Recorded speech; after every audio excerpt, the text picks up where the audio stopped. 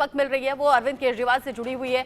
Supreme court पहुंच गए हैं अब दिल्ली के मुख्यमंत्री अरविंद केजरीवाल, यानी कि उनकी जो याचिका है वो सुप्रीम कोर्ट में लगाई गई है। केजरीवाल ने गिरफ्तारी को सुप्रीम कोर्ट में चुनौती दी है। दिल्ली हाईकोर्ट से जो केजरीवाल की जमानत अर्जी है वो खारिज हो चुकी है और अब इस अर्जी के खारिज होने के बाद जो अगला रास्ता है, जो कि आम आदमी पार्टी के कार्यकर्ताओं के जरिए, नेताओं के जरिए कहा भी गया था कि हम सुप्रीम कोर्ट का रुख करेंगे, तो अब सुप्रीम कोर्ट का रुख किया है। अरविंद केजरीवाल की गिरफ्तारी का विरोध आम आदमी पार्टी के नेता कार्यकर्ता लगातार कर रहे हैं और अब जब हाईकोर्ट से इस अर्जी को खारिज कर दिया गया, क्योंकि हाईकोर्ट ने यह कहा कि ईडी ने जो किया है वो नियमों के मुताबिक किया है और इससे आपको राहत अभी मिल नहीं सकती क्योंकि आरोप आप पर गंभीर हैं।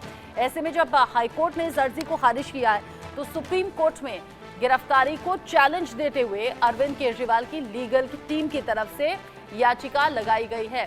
इस खबर को लेकर आशीष सिन्हा ज्यादा अपडेट के साथ जुड़ गए हैं। आशीष, हाईकोर्ट से कल झटका लगा, याचिका खारिज हो गई, उस पर राहत नहीं मिली, अब जो सुप्रीम कोर्ट का रुख किया है उस पर सुनवाई कब है?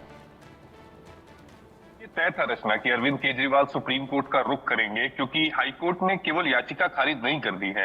हाईकोर्ट की जो ऑब्जर्वेशन है, अगर आप पूरे फैसले को देखें तो बहुत ज्यादा तल्ख है। हाईकोर्ट ये अपने फैसले में कह रहा है कि अरविंद केजरीवाल के खिलाफ जो सबूत मिले हैं, प्राइमा फेसाई, वो सबूत जो है वो बहुत ज्यादा मजबूत है।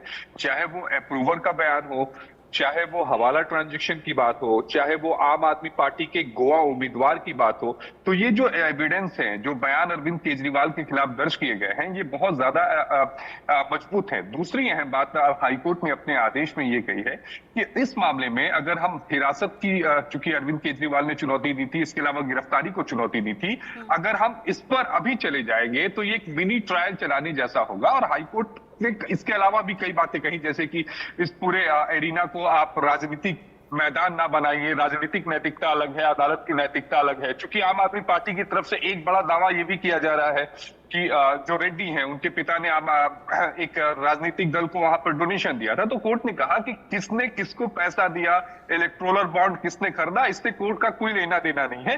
कोर्ट के सामने जो मैटर है कोर्ट उसी पर जाता है। तो जितनी भी दलीलें थी रचना, वो सभी दलीलों को हाईकोर्ट ने धराशाही कर दिया। अब मैं समझाता हूं कि अरविंद केजरीवाल को सुप्रीम कोर्ट पहुंचना जरूरी क्यों था। दरअसल अरविंद केजरीवाल इससे पहले इस पूरे मामले में टॉप पर थे। जब ईडी ने दूसरी बार अरविंद केजरीवाल की कस्टडी मांगी, तब अरविंद केजरीवाल ने कहा कि आपको जितने दिन की रिमांड देनी है दे दो।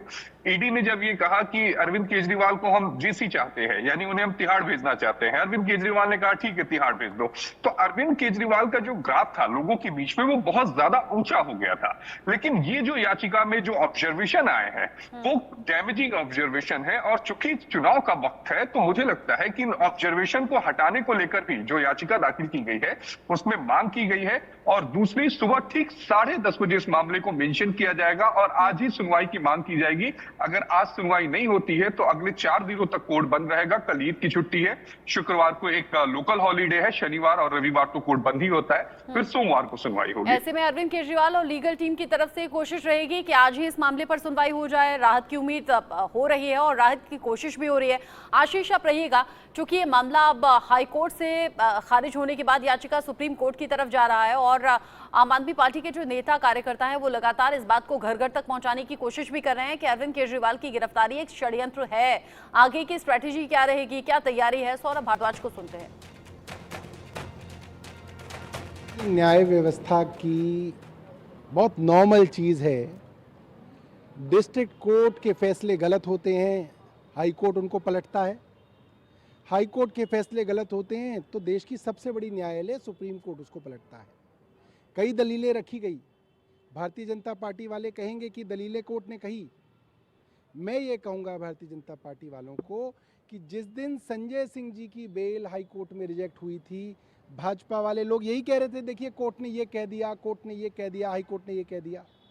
और वही वकील, वही दलील उसी हाई कोर्ट की जज साहिबा के सामने रखी गई, और वही वकील, वही दलील जब सुप्रीम कोर्ट में पहुंचे तो सुप्रीम कोर्ट की 3 जज की बेंच ने हाई कोर्ट के इन्हीं जज साहब के फैसले को पलटकर रिलीफ दे दिया। तो ये तो बहुत साधारण सी बात है।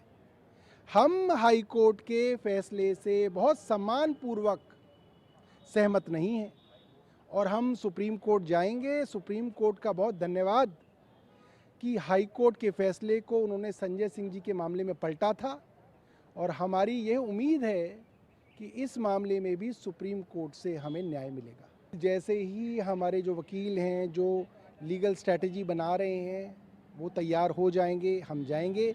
देरी हमारी तरफ से नहीं होगी, जितना स्ट्रैटेजी में समय लगेगा वो करते ही जो है हम कोर्ट जाएंगे। आशीष, सौरभ भारद्वाज अकेले नहीं बल्कि आम आदमी पार्टी के जो नेता कार्यकर्ता हैं, खासतौर से संजय सिंह तो इन दिनों बड़े अग्रेसिव हैं और कह रहे हैं कि जो कुछ हो रहा है राजनीतिक षड्यंत्र है और कह रहे हैं कि ऐसा बहुत बार हुआ है, लोअर कोर्ट के फैसले हाई कोर्ट ने बदले हैं, हाई कोर्ट से फैसले जो आते हैं वो सुप्रीम कोर्ट पलट देता है। यानी कि उम्मीद पूरी आम आदमी पार्टी के कार्यकर्ताओं नेताओं को है कि राहत सुप्रीम कोर्ट से मिल जाएगी।